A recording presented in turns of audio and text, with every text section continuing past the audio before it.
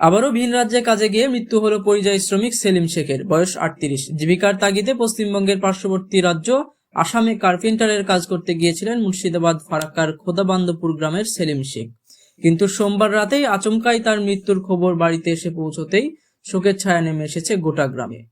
পরিবার সূত্রে জানা যায়, সোমবার বিকেল পর্যন্ত পরিবারের সঙ্গে নিয়মিতই যোগাযোগ ছিল সেলিম শেখের। তার স্ত্রী মেমেরা বিবি জানান, বিকেল নাগাদ শেষবারের মতো স্বামীর সঙ্গে ফোনে কথা হয়েছিল। তার কিছুক্ষণ পরেই আসে মৃত্যুর খবর। 3 সন্তানের জননী মেমেরা বিবি ও তার পরিবার পরিজনেরা ভেঙে পড়েছেন সেলিম শেখের অস্বাভাবিক মৃত্যুতে।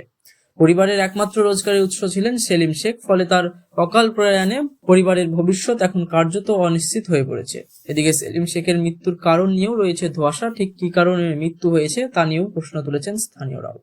মরদেহ বাড়িতে নিয়ে আসার তৎপরতা শুরু হয়েছে। Bureau report, MH news Bangla.